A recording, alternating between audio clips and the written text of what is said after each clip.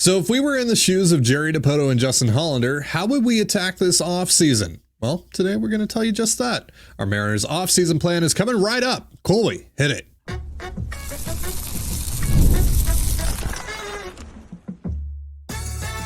You are Locked On Mariners, your daily Seattle Mariners podcast. Part of the Locked On Podcast Network, your team every day. Ahoy, sailors. It is Wednesday, November 6, 2024. This is Teddy Gonzalez and Colby Patnode for the Locked On Mariners podcast, part of the Locked On Podcast Network, your team every day. And today we'll be unveiling our 2024-25 Mariners off-season plan. If you're a member of the Patreon, you got to hear us create the plan and work through all of our ideas over the last few weeks.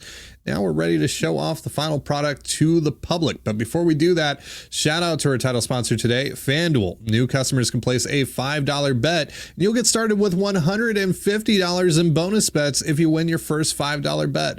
Visit FanDuel.com to get started. And if you want to hear from me and Colby even more and help support the show, check out our Patreon. All you have to do is click the link in the description of this episode. So, Colby, how many years have you and I been doing this exercise together, the off-season plan together? It's got to be like 6 now. Oh, dating back all the way to our days at Soto Mojo. I'm trying to remember when you hijacked your way into Soto Mojo and stole half my money. So much money. Yeah, it was so much money. I think this is at least year 5. It could be 6. Might even be 7. I don't know. 2017. I feel like it was 2018 was probably the first year we did this. Might have been 2019. So, yeah. Had you done one before you and I did one together? I don't recall. So I'm not 100% sure about that. But yeah, it's been at least 5 of these that we've done, and I would guesstimate probably 6 total would be my guess.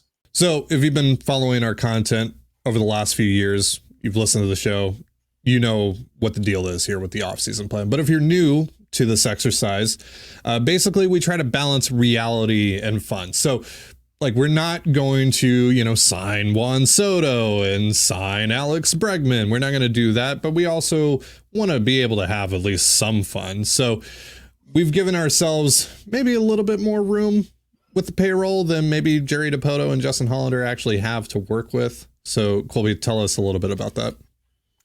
Yeah, so it's all about, trying to be a fun exercise for us and also give you guys some names, but trying to be somewhat realistic with the payroll. Last year's 40-man payroll ended at 148, I believe, after the in-season trades and whatnot. And so, they're already going to be at 123. Well, after, you tender the obvious guys, right? Kirby, Gilbert, Arozarena, and Raleigh, you get to 128. That's factoring in Mitch Haniger, who already picked up his player option. Yep. The, declining Jorge Polanco's club option, which adds a $750,000 buyout. And obviously all that stuff is now official in the real world, but at the time that we were making this plan, it wasn't. So we already had accounted for that. So yeah, we started essentially at 128 after factoring in the 4 obvious tenders. Right. You kind of look at the past, this last year, or this last offseason, payroll only went up by $1 million, fulfilling John Stanton, fulfilling Jerry Dipoto, aka John Stanton, telling Jerry Dipoto that payroll would go up. It did by about $1 million, which honestly, adjusted for inflation, payroll went down last year. But before that, it was going up pretty steadily, $20 million increments, give or take. So, trying to work within those parameters.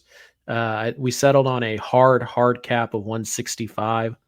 But realistically, we're trying to shoot for somewhere closer to the 160 million. And that's really the goal. Which, stinks because it eliminates so many options just right off the jump. But, trying to be somewhat realistic, but still give us enough of wiggle room in our budget that we can do some fun things that maybe you guys haven't seen elsewhere. So at the end of this, We wound up at $160.5 million. And that's after counting the pre-arb guys that would make our 26-man roster, right? You don't factor in the pre-arb numbers of the guys on the 40-man roster who are not on the major league roster, because that is prorated when they are not on the major league roster, right? So we also, in general, added $26.84 million with the additions that we made. And by the way, you can see all of this. We're going to have a spreadsheet in the description of this episode that you can click. Now, it's going to spoil everything that we're going to talk about here. But if you want to follow along, we have projected lineups. We have the names of all the guys that we considered, both in trade and free agency. And speaking of free agency, we didn't add a free agent. Every single acquisition is a trade today, folks. Unfortunately. We did talk about a lot of free agents, but again, money is a factor, and free agents are unfortunately too expensive for John Stanton. So let's just get the first moves out of the way. We are DFAing and releasing Mitch Haniger. He doesn't fit our roster. He doesn't fit the vision that we have for the roster. We are also non-tendering Josh Rojas, Trent Thornton, JT Chargois, Austin Voth, and Sam Haggerty. And we're making a couple of minor league additions to the 40-man roster, just to fill out the 40-man roster. We're acquiring utility man Tim Tawa from Arizona. He's a Rule 5 eligible player who hit pretty well down in the minors this past year. And then we had to add a favorite of Colby's, Austin Shenton, who has some major league experience, about 16 games, I think, major league experience. Former Mariners prospect, of course, was traded in the Diego Castillo trade. We are reacquiring him, just like we did last offseason plan as well.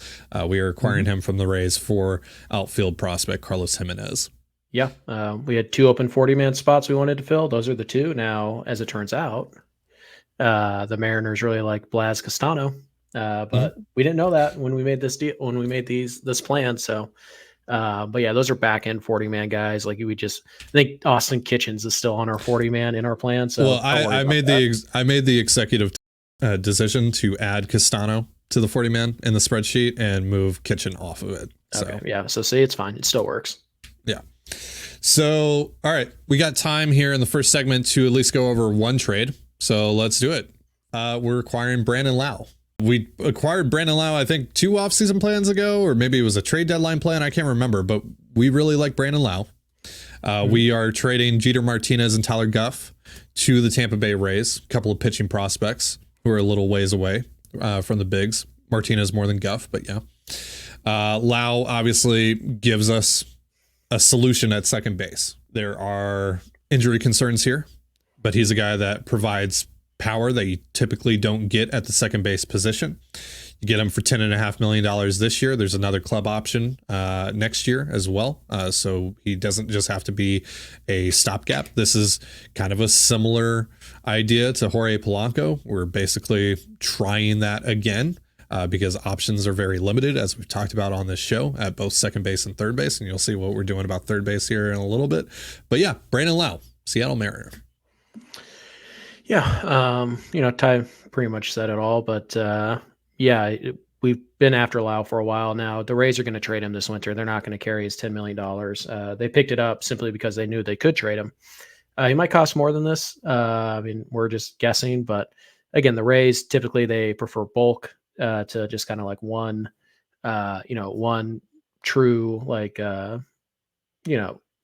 name prospect essentially. So yeah, this might cost a little bit more, but I don't think it's going to cost a ton here because again, he's making $10 million. He could be, he has 2 years of club control technically, but he's making $10 million. He's kind of a platoon bat. There's a lot of injuries here. So yeah, if it ends up costing you about the Jorge Polanco package, I think you should do it anyways, because I think Lowe is that type of guy. And we've talked about this. There's just not a lot of options at second base and third base. So you kind of have to take a shot on something. And so in this case, you're taking a shot kind of on Lowe's health, understanding that he's probably going to miss some time, but when he does play, he's going to be an above average offensive player. So there you have it. Brandon Lowe fits pretty well for the Mariners, fits pretty well for our vision for this roster. We're going to get into the rest of our trade ideas in just a moment. But first, a reminder, this episode of the Locked On Mariners podcast is once again brought to you by FanDuel. Get ready to tackle the NFL action with FanDuel, America's #1 sportsbook, because right now new customers can bet $5 and get $150 back in bonus bets if you win. The FanDuel Sportsbook app gives you everything you need to place live bets on the NFL all in one place. So when you get a hunch in the middle of the game, you can check out the latest stats, view live play-by-play, and so much more on the same page where you place your bets. Just visit FanDuel.com to join today. You'll get started with $150 in bonus bets if you win your first $5 bet. That's FanDuel.com. Never waste a hunch and make every moment more with FanDuel, an official sportsbook partner of the NFL. And you're listening to the Locked On Mariners podcast. We are unveiling our 2024-25 Mariners off-season plan. So we just went over some house cleaning items like releasing Mitch Haniger, non-tendering a few guys, all of that, a couple of minor league trades. We also unveiled our first major league trade, our first big trade for Brandon Lowe of the Tampa Bay Rays. So we have our second baseman. Now let's move on here to another pretty interesting trade. Now, when you see this trade, you're going to think, oh, so that is what they're doing at third base. Nope. This isn't the third base solution here, folks. We are acquiring Jake Burger from the Miami Marlins, along with right-handed reliever Anthony Bender. But Burger, not good at third base. He has played it a lot. He's not good at third base. He is going to DH and play first base for us, and maybe occasionally stand at third base, but he's going to play there very rarely. And we are trading Ty Pete, Ben Williamson, and Brock Roden, recent Gold Glove winner, to Miami for Bender and Burger. And Burger is pre-arb still, which was very important to us.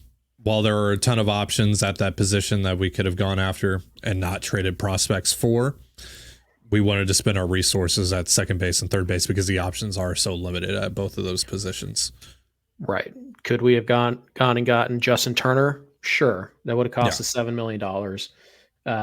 And we wouldn't have the $7 million that we did end up spending to upgrade the team somewhere else, which I think we're going to get into here pretty quick. But yeah, so you'll see why we didn't just go that route. And if the Mariners do go that route and they just want to bring back Turner or Santana, like, we're totally fine with that too.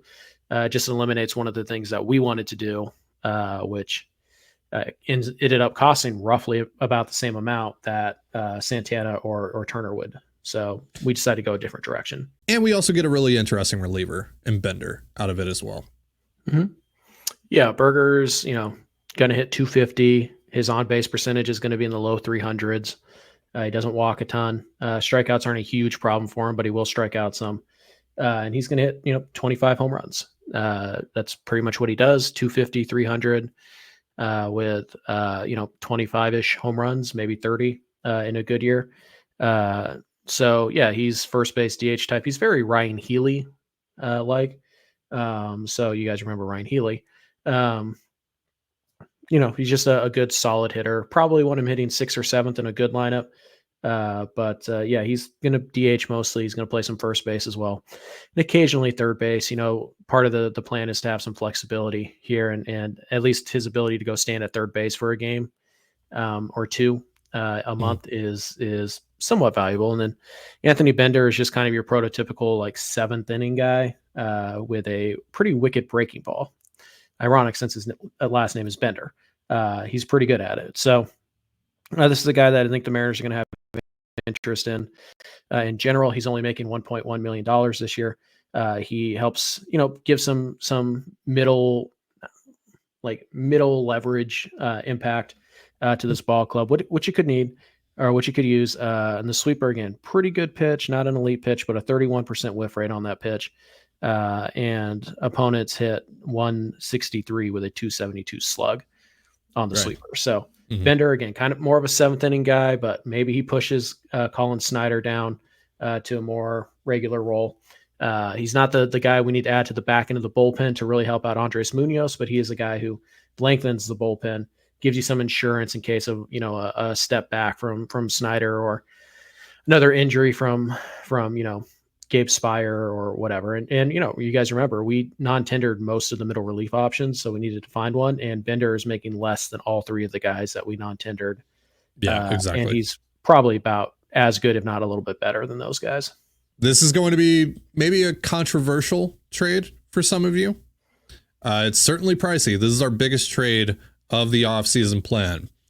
We are acquiring utility man Brendan Donovan, who is going to play third base for us. He played mostly outfield this year for the Cardinals, but can play second, can play some third.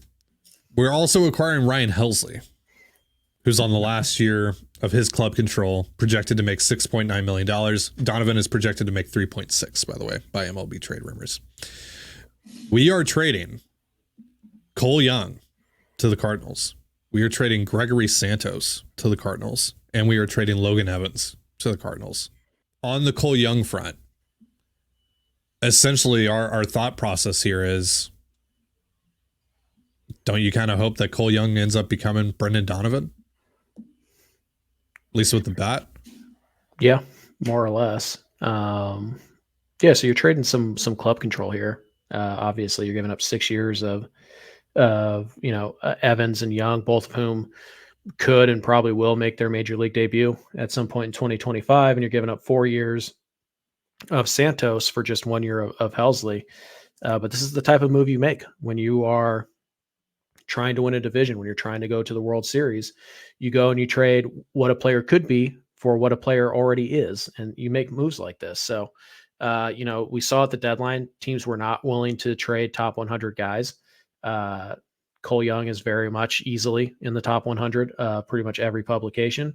And he is close to major league ready. So if you're the Cardinals and you just kind of want to reset the clock, you get a guy who could be Brendan Donovan, as soon as 2025, 2026, but you don't have to pay him what you're going to pay Brendan Donovan for at least 3 more years, probably 4, because it's not likely Young is going to be on their opening day roster.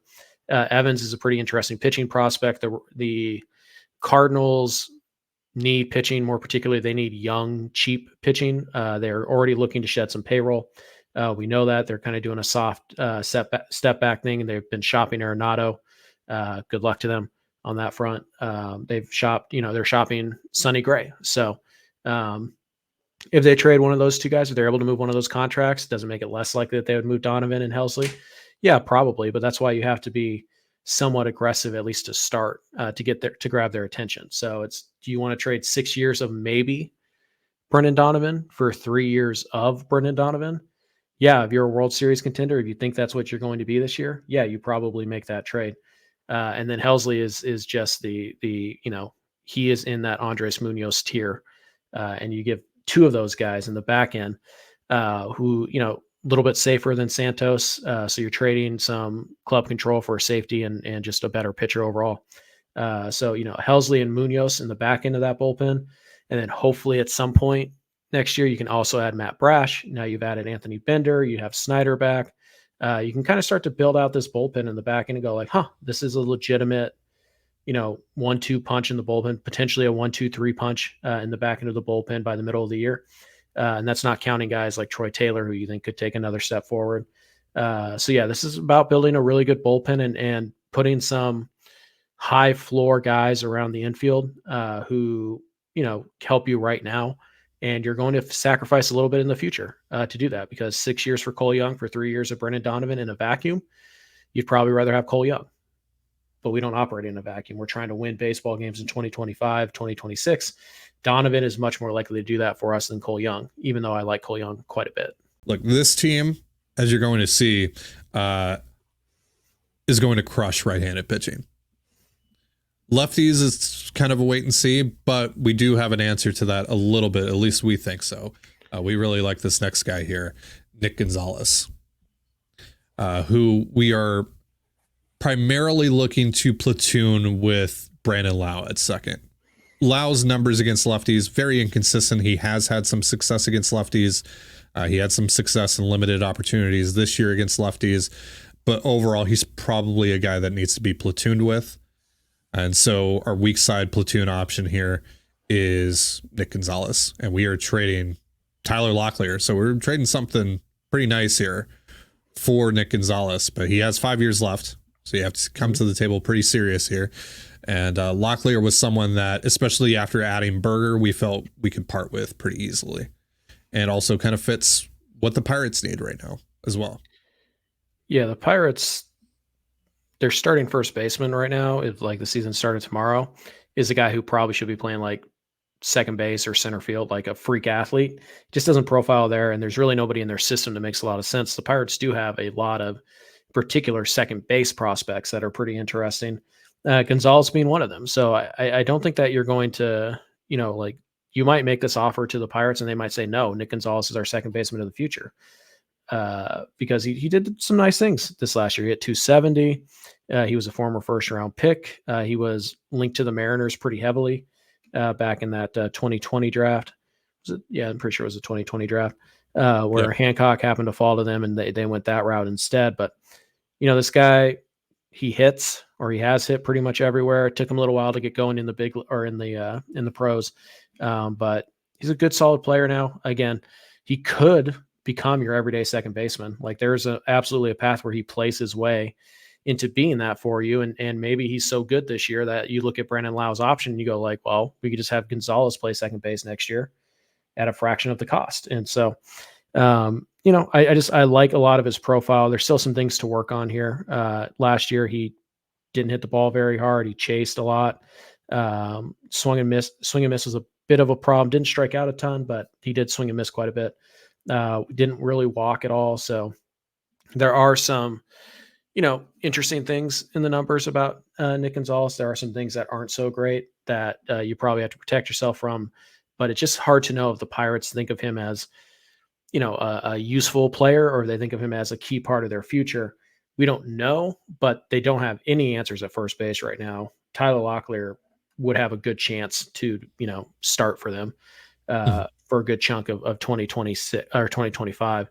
And again, it's 6 years of Locklear for 5 years of Gonzalez. You might have to add a player to, even out the positional value, because obviously second baseman is much more valuable than a first baseman, blah, blah, blah. But yeah, I like Nick Gonzalez quite a bit. I feeling the Mariners do as well. But we'll have to wait and see what they do at second base. But because we're moving Cole Young in the Donovan deal, it would be nice to also add somebody who could potentially be your second baseman of the future. And Nick Gonzalez could be that guy. And if nothing else, he's a pretty solid platoon bat who, pretty good speed, has some pop, can do a lot of nice things for you, even if he is just a bench player. So we have one more bench trade to go over, and then we'll go over, 26-man roster, some minor league contract offers, all that in just a moment. But first, a reminder, this episode of the Locked On Mariners podcast is brought to you by Hims and Arena Club. All right, fellas, you ever feel like you need a little boost in the bedroom? Well, if you do, you know what I'm talking about here. It's time you stop worrying about your performance and get Hims, so you can feel confident knowing you can get hard and stay hard whenever you're in the mood. Hims is changing men's healthcare by providing you with access to affordable sexual health treatments from the comfort of your couch. Hims provides access to a range of doctor-trusted ED treatments like chewable hard mints and Viagra and Cialis and their generics for up to 95% cheaper. Start your free online visit today at hims.com/lockedon. That's HIMS.com/LOCKEDON for your personalized ED treatment options. hims.com/lockedon. The products mentioned are chewable compounded products which are not approved by or verified for safety or effectiveness by the FDA. Prescriptions require an online consultation with a healthcare provider who will determine if appropriate. Restrictions apply. See website for details and important safety information. Subscription required. Price varies based on product and subscription. For most of us that like collecting cards, the idea of spending $2,000 or more on Luka Doncic, Ellie De La Cruz, or Patrick Mahomes rookies just isn't in the cards. Now, I love collecting, but that's some serious money to drop. Thanks to slot packs from arenaclub.com, though, it is now possible to score gem mints for a fraction of their retail price. Every card that I listed was hit from last week's Arena Club Slab Pack drop.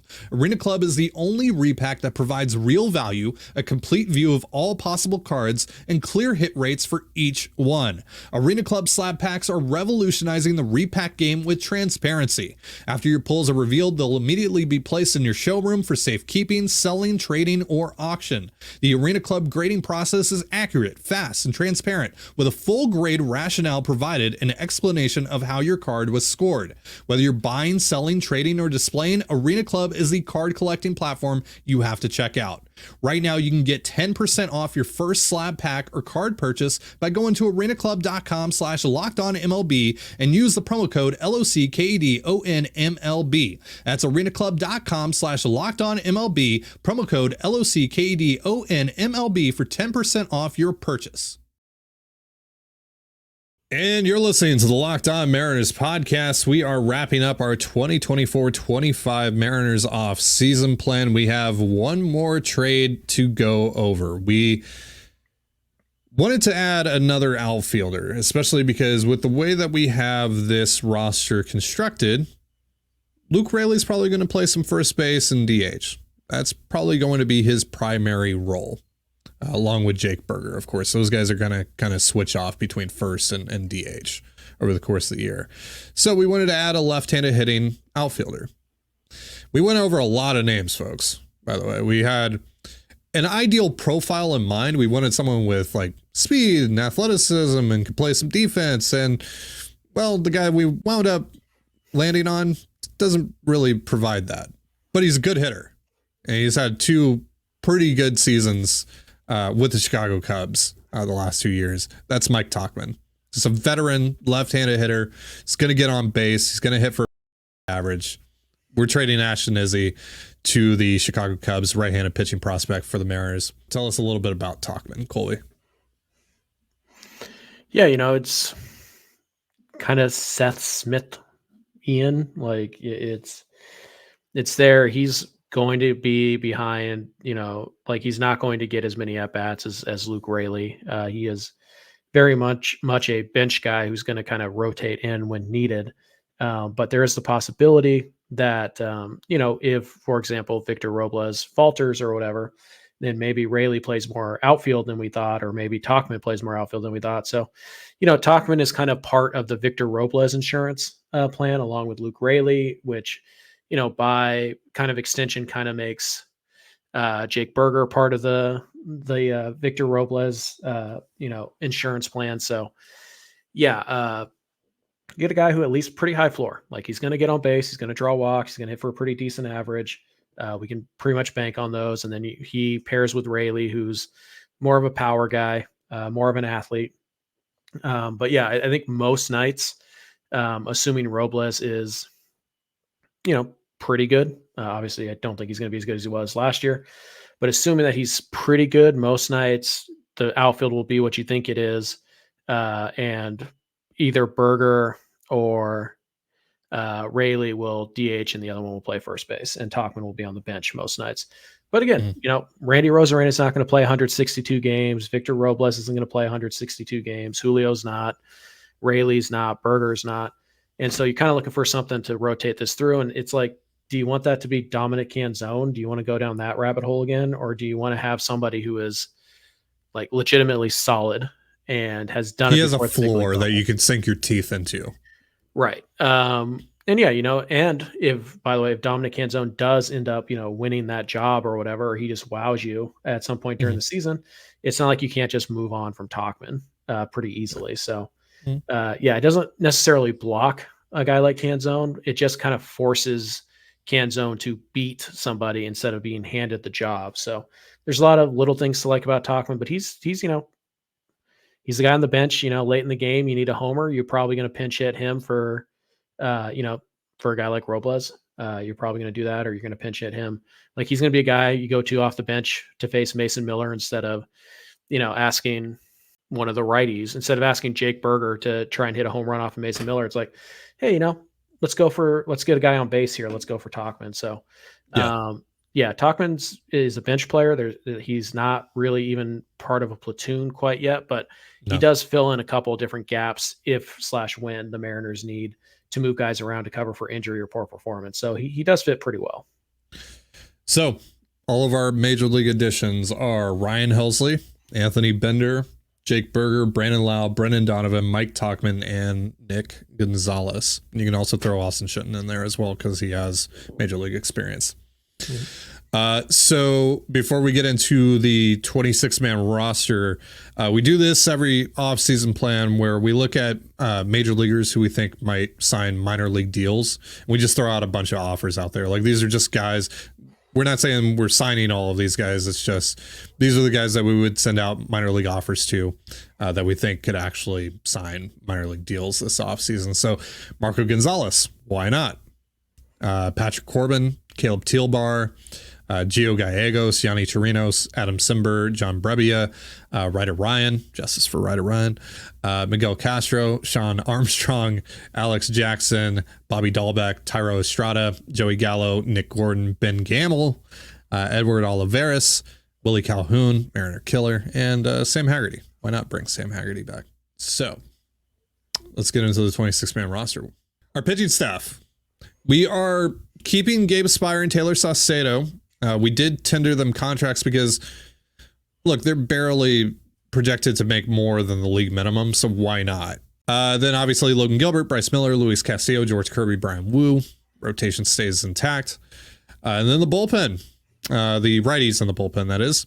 Edward Bizzardo, Anthony Bender, Troy Taylor, Colin Snyder, Ryan Helsley, Andres Munoz. It was very important for us to get that second real high leverage, established high leverage dude in Helsley. And I'm glad that we were able to make that work.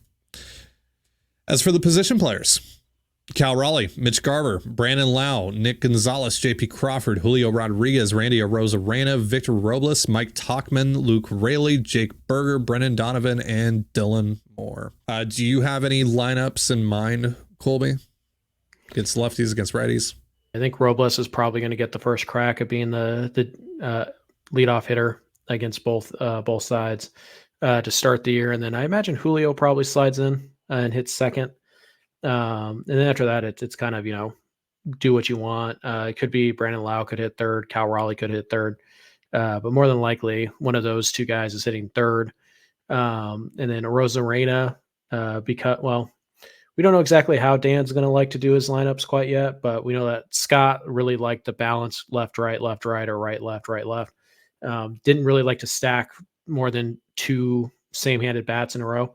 If you could help it, we don't know if Dan's going to do that or not, but I think something like Robles, Julio, Lowe, Raleigh, probably Randy at that point, hitting 5, and then 6 is probably Raley, 7 is probably Berger, 8 is Donovan, and JP's probably hitting 9th most nights. Yep. That would be, I think, a pretty standard lineup against righties, and against lefties. Lau probably finds the bench for either Dylan Moore or Nick Gonzalez. I think Berger probably plays first base, so Raley's out of the lineup. So the DH then is probably, it could be, Gonzalez or Moore, or you could have Dylan Moore play left field and Randy Arozarena is the DH that night. Or Mitch Garver. Right. So there are a lot of options, or you can just tough lefty on the mound. Hey, Cal Raleigh needs a day off. Put Mitch Garver in there. So yeah, there is a lot of versatility here, but there's not a lot of you have to platoon this guy. Like Dylan Moore doesn't have to hit for Brendan Donovan. Donovan's not great against lefties, but he's just a little bit below league average. So he's not a platoon bat. But if you want to give Brendan Donovan a day off against a tough lefty, fine. You put Dylan Moore over there, but you don't have to, is the point. I think, we have two guys who you almost certainly don't want to face many lefties, and that's Raley and Lowe. And I think that's the most you can reasonably put together, because last year the Mariners at times are running 4 platoons at one time. And that just, you don't have that kind of versatility. So yeah, I think, it's going to look very similar to what it did last year. I think, honestly, Lowe probably just hits where Polanco was supposed to hit, which is third most games. And then Berger is kind of, going to hit 6 or 7 for you, depending on how the rest of the lineup goes. And that's where he should be. I think that's where you want a guy like Jake Berger. You want him hitting 6 or 7. And that's probably where you want a guy like Luke Raley, as good as he was last year. You probably want that type of guy hitting 6, 7. And if you're going Julio, Lowe, Raleigh, or Rosarena, somewhere in the middle of your order, or somewhere in the middle of your lineup in that order, you have a chance to do some real damage. And obviously it's going to depend a lot on Lau's health and Robles's, ability to repeat a little bit. But for the most part, I feel pretty good about that lineup producing at least at an average clip. So there you have it. The offseason plan, 2024, 2025 offseason. What did you guys think? Let us know down in the comments below. We will be back tomorrow. We'll talk a little bit about Hae-Sung Kim, this Korean second baseman who the Mariners are apparently looking at, doing some work on. We'll talk a little bit more about the moves that have been made, and we'll see what else we get into. That's going to do it for our show. Thank you so much for joining us here on the Locked On Mariners podcast. For Colby Patnode, I'm Ty Dane Gonzalez. Be sure to give us a follow on Twitter at LO_Mariners. You can follow me at Ty Dane Gonzalez and Colby at CPAT11. That's CPAT11. We're also now on Blue Sky. You can follow me at TDG and Colby at MLB Colby. Have yourself a beautiful baseball day, and we'll see you next time. Peace.